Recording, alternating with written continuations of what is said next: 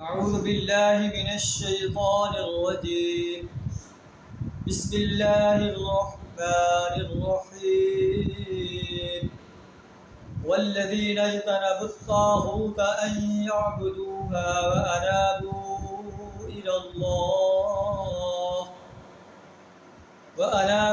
إلى الله لهم البشرى فبشر عباد الذين يستمعون القول فيتبعون أحسنه أولئك الذين هداهم الله وأولئك هم أولو الألباب. صدق اللہ العظیم. سورہ زمر آیت نمبر 17 اور 18 آپ کے سامنے تلاوت کی، جن کا ترجمہ کچھ اس طرح: والذین اجتنبوا الطاغوت، اور وہ لوگ جو طاغوت کی بندگی سے اجتناب کرتے ہیں. طاغوت ہر وہ انسان ہے جس کی اللہ کے مقابلے میں پرستش کی جائے، بندگی اور غلامی اختیار کی جائے، اطاعت کی جائے. وہ انسان کا نفس ہو سکتا ہے، انسان کا پیشوا ہو سکتا ہے، انسان کا لیڈر ہو سکتا ہے، انسان کا بادشاہ ہو سکتا ہے، کسی انسان کا افسر ہو سکتا ہے.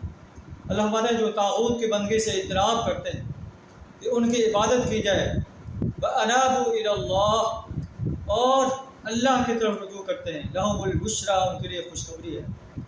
بس اے نبی صلی اللہ علیہ وسلم میرے بندوں کو خوشخبری دے دیجیے. الَّذِينَ يَسْتَمِعُونَ الْقَوْلَ، جو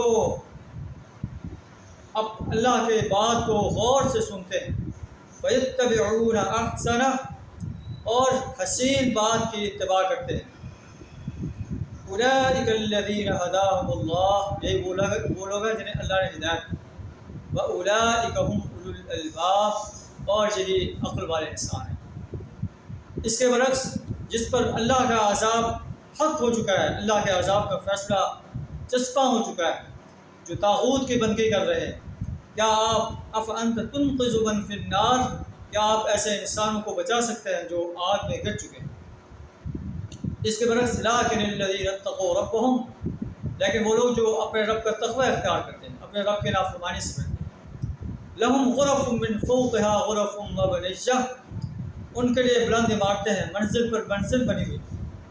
تجری من تحتها الانہار، ان کے دامن میں نہریں بہتی ہیں. وعد اللہ، اللہ کا یہ وعدہ ہے. لا یخلف اللہ المیعاد، اللہ اپنے وعدے کی خلاف ورزی نہیں کرتا. اللہ جو ہے اپنے عظیم انسانوں کو جنت کے باغوں میں داخل کرے. کیا آپ دیکھتے نہیں ان اللہ انزل من السماء، اللہ آسمان سے پانی نازل فرماتا ہے. فسلکہ جنابیع فی الارض، پھر اس کو سوتوں، چشموں اور دریاؤں کی شکل میں زمین کے اندر جاری کر دیتا ہے.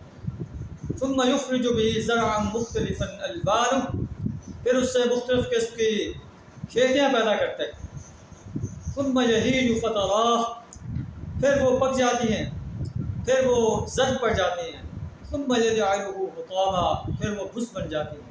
اسی طرح انسان پیدا ہوتا ہے، ایسا ایسا بڑا ہوتا ہے، جوانی کو پہنچتا ہے، پھر بڑھاپے کو پہنچتا ہے، اور پھر موت کے آغوش میں چلا جاتا ہے.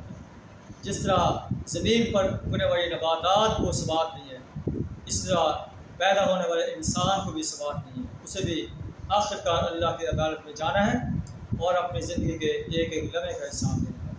ان فی ذلک لذکریٰ لأولی الالباب، ان باتوں میں نصیحت ہے اور انسانوں کے لیے عقل والے ہیں. اللہ سے دعا ہمیں بھی اولو الالباب میں شامل ہوا ہے. آخر دعوانا الحمدللہ.